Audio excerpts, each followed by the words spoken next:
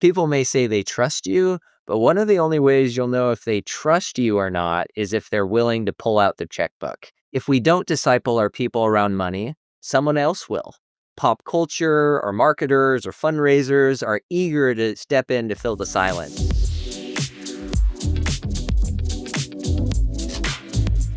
Here's a simple truth that should be obvious. As a pastor, you cannot outsource discipleship. And let me tell you about someone who tried to do exactly that. A local pastor named Joe felt completely ill-equipped to talk to his people about money. Joe and his wife were financial amateurs. I mean, they were in ministry, for goodness sake, and it was always a topic that they shied away from. You might know that feeling all too well. But it became time to raise funds in a capital campaign to renovate their current church building. And then something happened that Joe got very excited about. A new church member had coffee with him and offered to help out leading the capital campaign. This man was confident and he was very comfortable talking about money. And all he asked for in return was a list of the top donors so he could start contacting them about the campaign.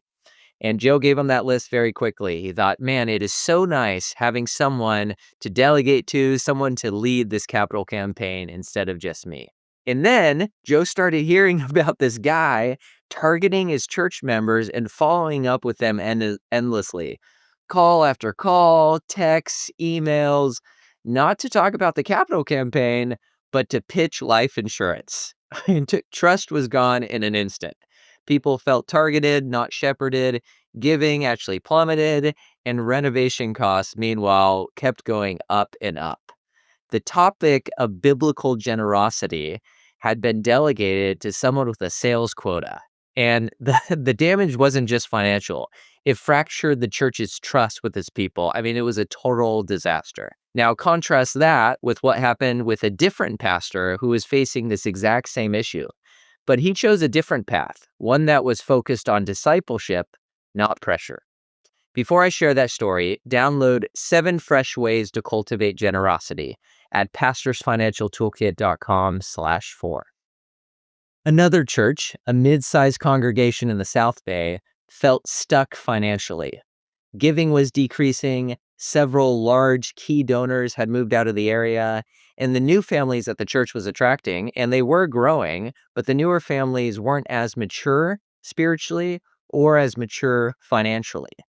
And the pastor admitted to me that he hadn't preached on money in well over 3 years. He said there was always other priorities, and he just never really got around to a generosity series being on the calendar.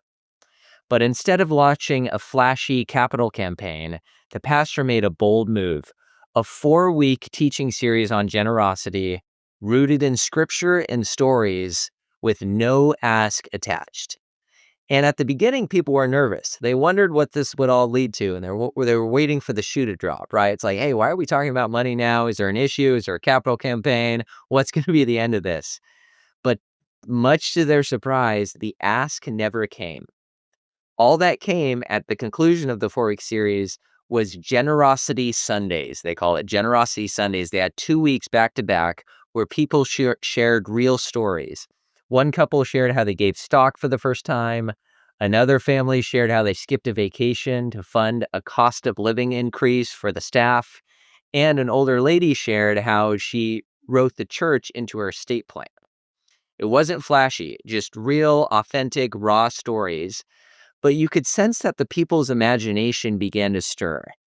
I mean, you can't help but listen to some stories like that and think, wow, I wonder what God might be calling me to do. And the results were awesome. In 12 months, giving rose 21%.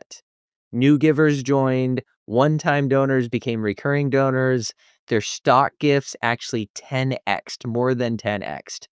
All without pressure or gimmicks or a big campaign, just with a biblical vision and authentic stories. As one pastor friend told me, there's trust and then there's trust, right? People may say they trust you, but one of the only ways you'll know if they trust you or not is if they're willing to pull out the checkbook. And this pastor, through these Generosity Sundays and this Generosity series, was able to really build that trust authentically. If your church is ready to move from guilt to joy in giving, start here. Download the 7 Fresh Ways to Cultivate Generosity at pastorsfinancialtoolkit.com/4.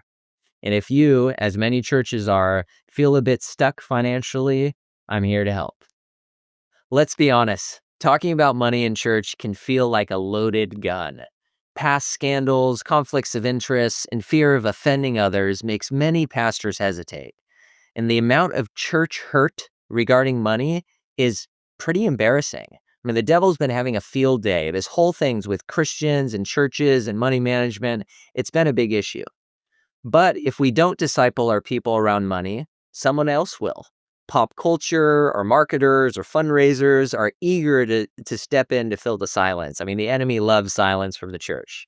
I've seen dozens and dozens of churches paralyzed by financial fear, but I've also seen what happens when that fear gets replaced by a step of faith. And giving is one of the most tangible acts of faith, right? It reveals who we trust and what we treasure. I think someone once said something like, "For where your treasure is, there your heart will be also." And when churches avoid this topic, they create a vacuum and it stunts spiritual growth. But when they embrace it, ministry accelerates pretty readily. I remember I was visiting this large church and I was sitting in the back, and within the first 2 minutes, I remember thinking like, wow, this is what financially healthy looks like. I mean, they talked about money without guilt or manipulation. They framed generosity as formation and discipleship, and their people responded with joy. And this church already had enough. They were giving a lot outside their walls. And I remember just sitting there thinking like, wow, this is how it's supposed to be. Like, I think this is how God designed it. But sadly, that is not the reality for most churches. They do not feel like they are operating in that financial freedom space. But I believe pastors want to lead in this area. They're not avoiding the conversation because they don't care. They actually care very deeply about their people's discipleship and formation. I think they just get stuck under the weight of that loaded gun. I mean, the wounds people carry around money are pretty significant. But when pastors get equipped, when they're given the language and the programs and the practical tools, they do step up boldly. I saw that firsthand this spring at a national conference. I spoke on generosity, and the workshop was packed with church leaders. Not because I'm the most polished speaker, but because pastors are hungry for help. They want to disciple their people. They want to model kingdom living. They just need a safe way in. But when they find it, we've seen some pretty tremendous results, and not just in dollars raised, but in lives changed. When pastors lean in, I'm telling you, things move quick. The church comes alive, real discipleship happens, and ministry accelerates. Our free guide, 7 Fresh Ways to Cultivate Generosity, gives you that way in. It covers how to preach on money without awkwardness, a generosity calendar to build year-round momentum, strategies for authentic major donor engagement, practical solutions like accepting stock and leading journeys of generosities, and when to host a financial wisdom workshop. It's spiritual, tactical, and tested, and we've seen it work in all different types of churches. So download that 7 Fresh Ways to Cultivate Generosity. It's there for you at pastorsfinancialtoolkit.com/4. And if you want to talk through your church's next step, I'm here to help. You might have noticed I'm deeply passionate about this issue because I've sat across from pastors who were terrified to preach on money. I mean, shaking in their boots. And I've sat across from givers, high impact givers, who are longing for vision and had resources that they wanted to deploy, but they just didn't know where or how. So connecting those two and unlocking some of that abundance, helping people live closer to that abundant life that Jesus promised is really, really motivating to me. So, hey, I don't have all the answers, but I have learned some best practices from the most strategic churches on how they're authentically equipping their people financially and how their congregation is responding in really an overwhelming sense of passion and unity. And keep in mind that this isn't just about money, right? It's about discipleship and formation and growing the kingdom. Because money is not just a financial issue, it's a heart issue and maybe even a spiritual breakthrough waiting to happen. The next episode is all about financial wisdom workshops, a simple 90-minute gathering that can create real financial momentum for your church. You'll hear success stories, learn best practices on timing and messaging, and discover how easy it is to both equip your people and encourage their generosity. This might be the simplest way to move your church forward financially. Don't forget to download the 7 Fresh Ways to Cultivate Generosity. Pass this episode along to a fellow pastor, and stay encouraged. We're in this with you. If I can be a resource for you in any way, feel free to reach out. It's pastorsfinancialtoolkit.com/4.